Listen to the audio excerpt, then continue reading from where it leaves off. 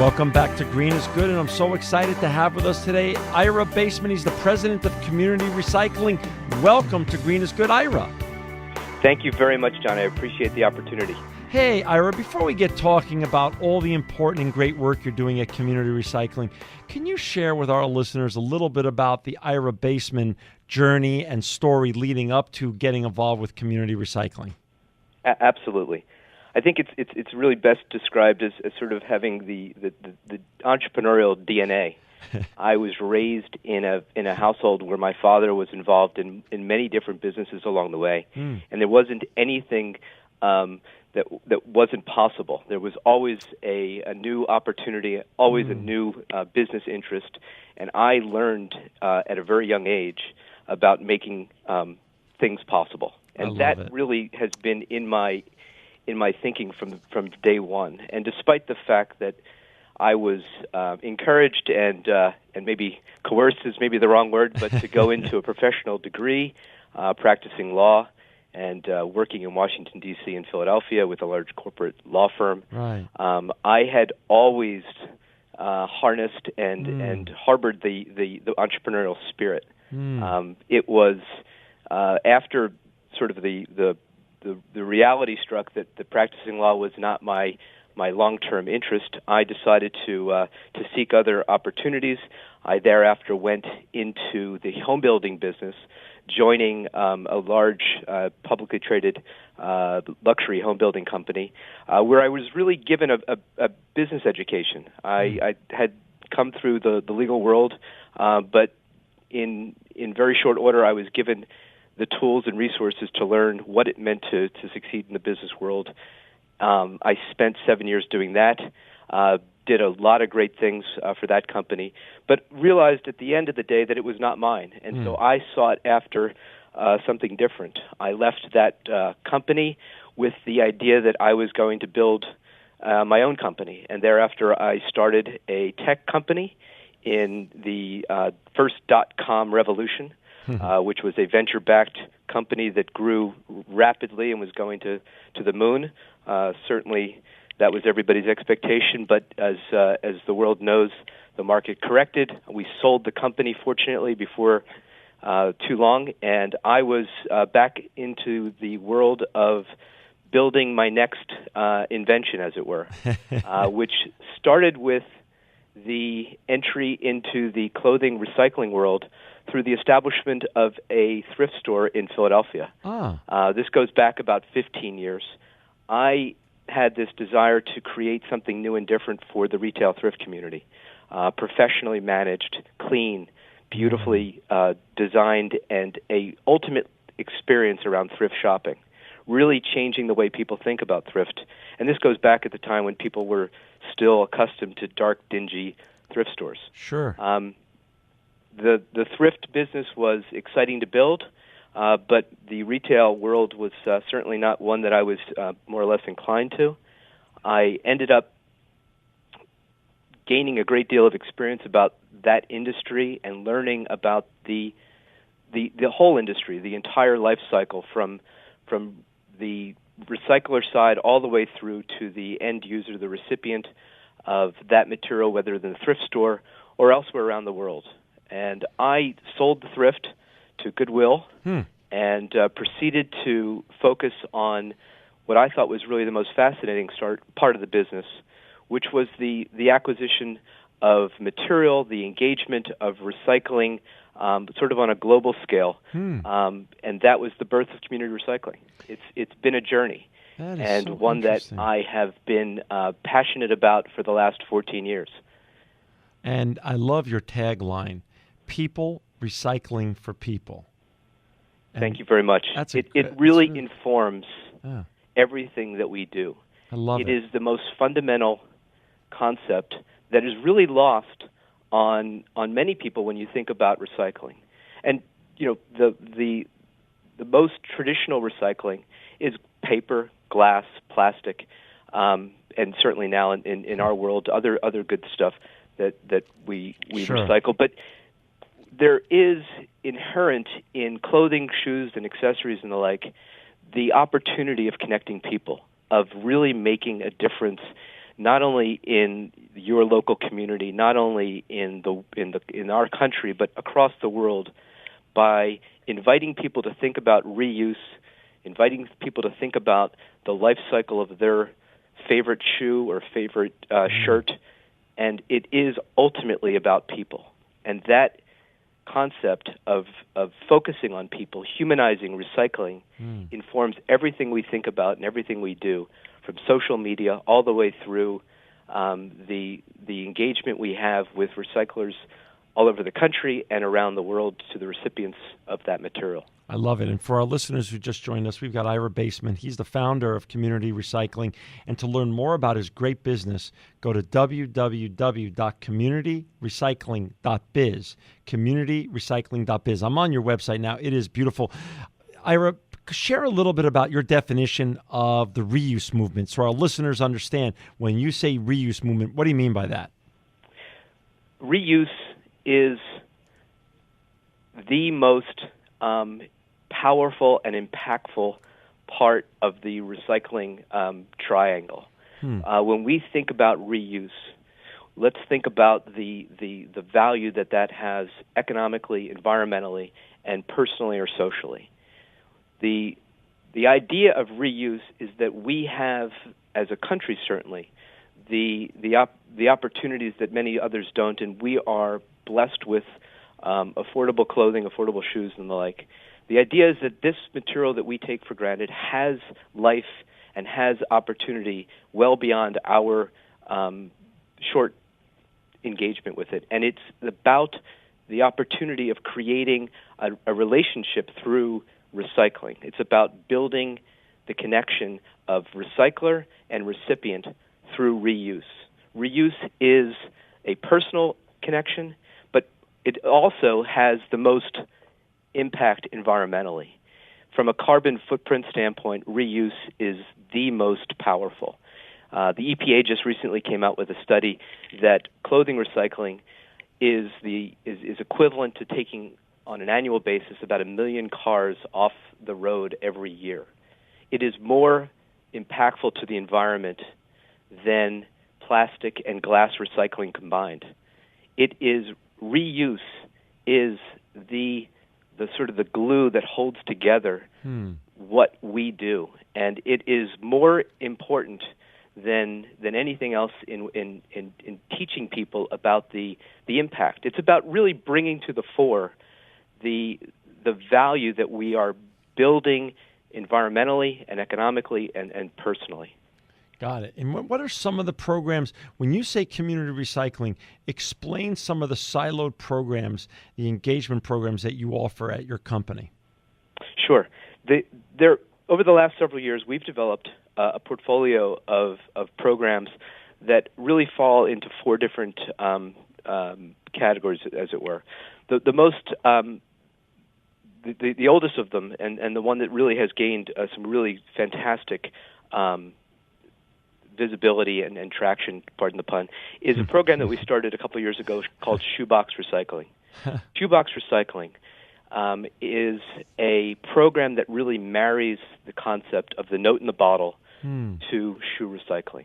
So what we've done is we've created a program that allows and invites people to go to our website, print off a note that has a unique identifier, put that note with a story about your experience with your shoes, anything that you'd like to write, put that note in the shoe, box up the shoes, print off a free shipping label, and deliver that box back to community recycling. That box travels around the world, and we are inviting recipients of those shoes to go online, take that note, and that website notifies us that your soulmate has been found. That is so cool. It has been a fantastic experience. We have taken the idea of recycling and reuse to a totally different level by really inviting people to share a story, building engagement in a very different way. To date, we've recycled probably close to 1.5 million pounds of shoes in our throughout the United States. We've touched every state in the union, and we have managed to create relationships with thousands of organizations, from Girl Scout troops to Fortune 500 companies. So shoebox recycling is really a pivotal moment in our development, and certainly represents one of the more exciting programs that we've created. The second program that we've created is called CR Kids. It's a entire recycling experience that's delivered to K through 5 elementary schools primarily. What we've designed is we've put together a program with the national company called Pods, which is a storage unit that is placed at the school. It's branded with community recycling. We provide curriculum, we provide bags, we provide a recycled world map, a one-of-a-kind recycled world map that we've had specially designed and created. Each one is unique. The schools are given that map.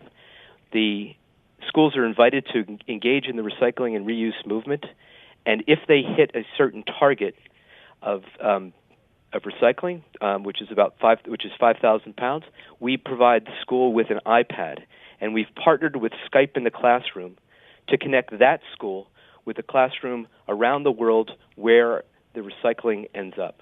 So it's about connecting cultures. It's about teaching children about the value of reuse, and it's about building a personal engagement that is really unparalleled in our industry. The third example is CR Campus. This is a program that we've designed around the college community. Remarkably, over the last couple of years, student groups have come out of the woodwork. It's a fantastic experience. We've seen the college kids get really involved in sustainability. It's not just the facilities management on campus. It's really the students that make the difference. It's about community service. It's about finding a home for all of that stuff on campus, whether in the dorms or the apartments, that should be recycled and reused. So we put together a program similar to the CR Kids program, where we set up on campus, invite the kids to participate, and we've managed to do that from Harvard down through Georgia Tech and into the middle of the country. It's a fantastic experience, and all of these college kids are delighted to participate. We also provide them with our recycled world map as well. The fourth program, and really the one that I'm most excited about, is called CR Home. CR Home is really intended as the most direct relationship and the most direct experience that we can create for every individual consumer recycler. Through our website, we've invited everybody to join the reuse movement by participating individually, by going online, printing a free shipping label, taking a box, filling it with shoes, clothes, and accessories. That is with a free shipping label sent back to community recycling. In that process, we are providing to each individual a personal sustainability report. Everybody will be provided with a detailed dashboard as to the environmental impact that they're having to their community. In addition to which, we are going to track that box of recyclables from your home all the way around the world to the 50 countries, including the United States, in which we manage relationships. So we're going to provide you with a personal sustainability report and tracking to teach you where your stuff goes and to invite you to learn and understand what the impact that you're having, both locally and globally. It is an experience that is unparalleled in our industry and is a direct engagement with the consumer recycler.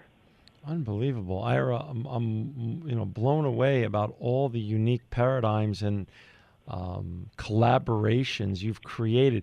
Can you share a little bit of some wow numbers with our listeners in terms of, for instance, how many tons of clothing does community recycling recycle and repurpose every day?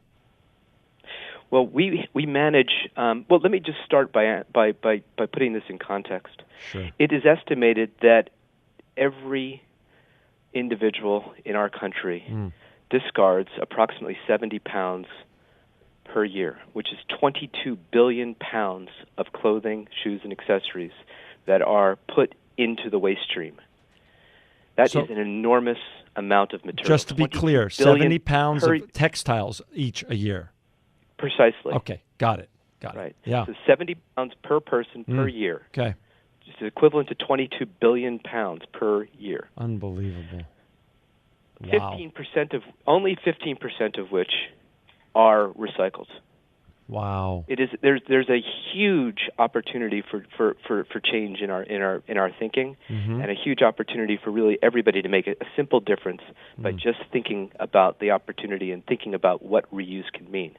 As it relates to community recycling today, we manage to recycle on a weekly basis somewhere between 1 million to 1.5 million pounds per week, which is significant, certainly. It's huge. But it is not by any means, in the context of what the opportunity is, That's incredible. as meaningful as we'd like to be, and we are dedicated to that task of really inviting more people to participate in the reuse movement. And really educating everybody about the value of reuse. It's not just unique to community recycling.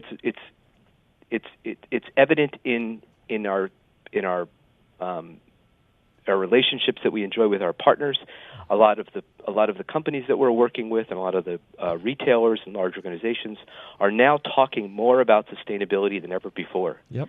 So it's really raising awareness across the landscape, and we want just to be part of that dialogue. And that's, we're down to the last 3 minutes, unfortunately, but can you then segue into that topic? How do we get textile recycling to be top of the mind, as traditional top of the mind as curbside recycling materials such as aluminum, plastic, cardboard, and others? Sure. Well, this is the great challenge that we tackle every day. Yeah. First and foremost, it's about raising awareness. Yeah. And raising awareness is happening through a lot of different avenues: social media, traditional media. Sure. Companies are talking about it. We are certainly out on the ground every day making a difference. Second, and really a key component to the recycling period, whether reuse or otherwise, is convenience. And it's certainly meaningful in everything that we're doing. We're trying to make every program that we have as convenient as possible.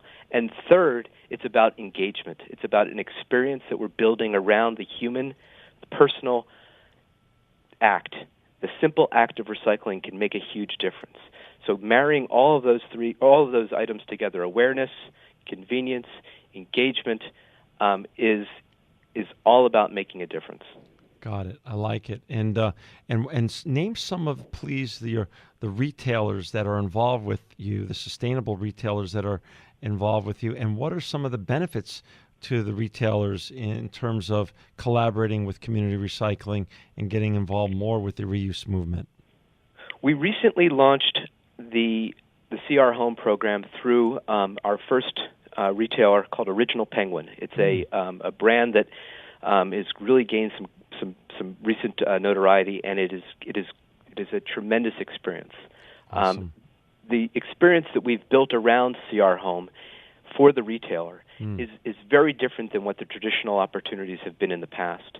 No longer is it necessary for the retailer to have a box in the store, a passive, anonymous, untrackable event. Right. We've built something that is direct to the consumer, is traceable, is trackable, and is reportable and measurable. That is, and creates an experience that is unique to the individual and is unique to the retailer. That is really the value proposition that we've created with CR Home for the retail community. We're in conversations with a couple of others that I'd rather not. Right. We'll talk about that on another show. Yeah. Right. But it is a dialogue that is happening every day. The retail community is very much engaged. We're participating in the Retail Sustainability Conference coming up at the end of September, and we have a number of retailers that we're very excited to talk with there. So this is something you will see a lot more of in the short term. I love it. And for our listeners to see a lot more of what Ira's great work is doing at Community Recycling, go to www.communityrecycling.biz. People recycling for people. Thank you, Ira, for being a sustainability visionary in the recycling and reuse of clothing and textiles. You are truly living proof that green is good.